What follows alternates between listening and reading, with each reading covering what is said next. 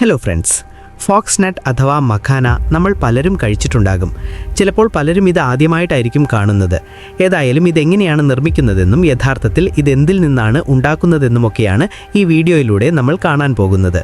ഇത്തരത്തിലുള്ള വെറൈറ്റി വീഡിയോകൾക്കായി channel subscribe ചെയ്ത് നമുക്ക് നേരെ വീഡിയോയിലേക്ക് കടക്കാം. സത്യത്തിൽ മഖാന മരങ്ങളിലല്ല വളരുന്നത്, മറിച്ച് വെള്ളത്തിലാണ് കൃഷി ചെയ്യുന്നത്. മഖാന ചെടികൾ വളർത്തുന്നതിലൂടെയാണ് ഇതിൻ്റെ നിർമ്മാണ പ്രക്രിയ ആരംഭിക്കുന്നത്. പ്രിക്ലി വാട്ടർ ലില്ലി എന്നാണ് ഈ ചെടിയുടെ പേര്. ഇതിനായി കർഷകർ പാടങ്ങളിൽ 2-4 അടി വെള്ളം നിറച്ച് ചുറ്റും മതിൽ കെട്ടി കുളങ്ങൾ ഒരുക്കുന്നു. എന്നിരുന്നാലും പലരും ആദ്യമേയുള്ള കുളങ്ങളും ഉപയോഗിക്കാറുണ്ട്. അതിനായി കുളത്തിലോ പാടത്തോ വെള്ളം നിറച്ച ശേഷം കുളം വൃത്തിയാക്കി കളകളും കേടുവന്ന ചെടികളും നീക്കം ചെയ്യുന്നു. കുളം പൂർണ്ണമായും വൃത്തിയായി കഴിഞ്ഞാൽ വിത്തുകൾ വിതയ്ക്കാനുള്ള സമയമായി. നവംബർ-ഡിസംബർ മാസങ്ങളിലാണ് മഖാന വിത്തുകൾ നടുന്നത്.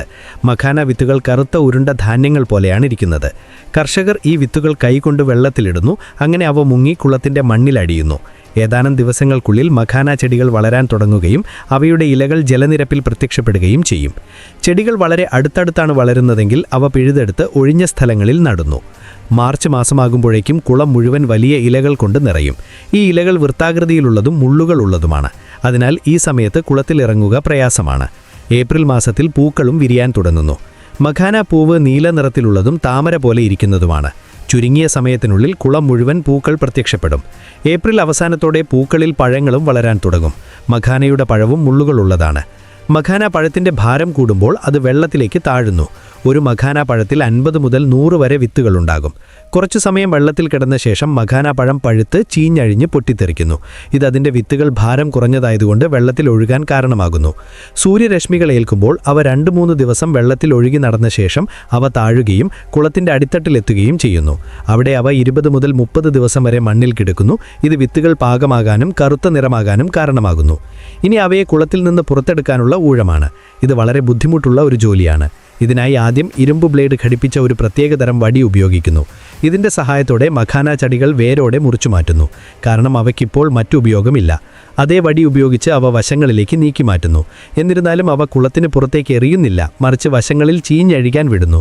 അങ്ങനെ അവ അടുത്ത വിളയ്ക്കുള്ള വളമായി മാറുന്നു. ഈ ചെടികൾ മാറ്റിയ ശേഷം കർഷകൻ കുളത്തിലേക്കിറങ്ങി കൈകളുടെ സഹായത്തോടെ മണ്ണിലുള്ള വിത്തുകൾ പെറുക്കി ഗഞ്ച് എന്ന പ്രത്യേക കൊട്ടയിലിടുന്നു. ഇതൊരു തരം അരിപ്പയായി പ്രവർത്തിക്കുന്നു. ഇതിൽ വലിയ വിത്തുകൾ കുടുങ്ങി ചെളിയും കല്ലുകളും താഴെ വീഴുന്നു.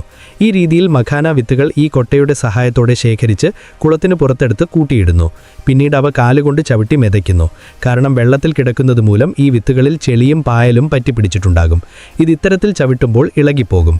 തുടർന്ന് അവ വീണ്ടും ഗഞ്ച് കൊട്ടയിൽ നിറച്ച് വെള്ളത്തിൽ കഴുകുന്നു. ഇത് തിളക്കമുള്ളതും വൃത്തിയുള്ളതുമായ കറുത്ത വിത്തുകൾ നൽകുന്നു. ഈ വിത്തുകൾ പിന്നീട് 2-3 മണിക്കൂർ വെയിലത്ത് ഉണക്കാൻ വയ്ക്കുന്നു. ഉണങ്ങിക്കഴിഞ്ഞാൽ അരിപ്പയുടെ സഹായത്തോടെ അരിച്ചെടുത്ത് വിത്തുകളുടെ വലിപ്പമനുസരിച്ച് വേർതിരിക്കുന്നു. ഇതിനുശേഷം അവയെ പ്രീ ഹീറ്റിങ്ങിനായി അയക്കുന്നു. അവിടെ അവ മൺപാത്രങ്ങളിലിട്ട് തീയിൽ വേവിക്കുന്നു. കാരണം മൺപാത്രങ്ങൾ കുറഞ്ഞ അളവിലേ ചൂടാകുകയുള്ളൂ.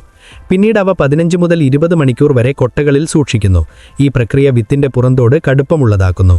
ഇതിനുശേഷം ഈ വിത്തുകൾ 250 മുതൽ 350 ഡിഗ്രി സെൽഷ്യസ് താപനിലയിലുള്ള വരിവരിയായി വെച്ചിട്ടുള്ള 6-7 ഇരുമ്പു ചട്ടികളിലൂടെ നീക്കി വറുക്കുന്നു.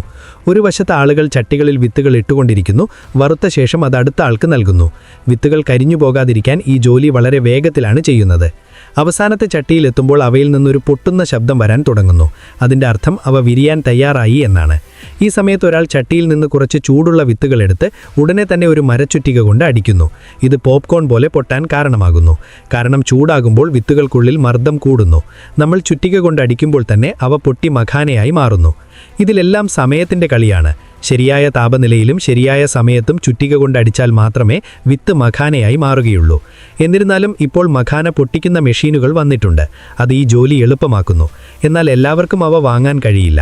അതിനാൽ ഇന്നും മിക്ക മഖാനകളും കൈകൊണ്ടാണ് നിർമ്മിക്കുന്നത്. ഇപ്പോൾ ഈ മഖാനകൾ കറങ്ങുന്ന ഒരു മെഷീനിലിടുന്നു. അത് അവയെ വൃത്തിയാക്കുകയും പോളിഷ് ചെയ്യുകയും ചെയ്യുന്നു. ഈ രീതിയിൽ വൃത്തിയുള്ള വെള്ള മഖാനകൾ ലഭിക്കുന്നു. ഇവ പിന്നീട് ഒരു ഫില്ലിംഗ് മെഷീനിലേക്ക് മാറ്റുന്നു. അത് നിശ്ചിത അളവിൽ മഖാനകൾ പ്ലാസ്റ്റിക് ബാഗുകളിൽ നിറയ്ക്കുന്നു. അവ പിന്നീട് ഒരു സീലിംഗ് മെഷീൻ ഉപയോഗിച്ച് പാക്ക് ചെയ്യുന്നു. അപ്പോൾ ഇങ്ങനെയാണ് മഖാനകൾ ഉണ്ടാക്കുന്നത്.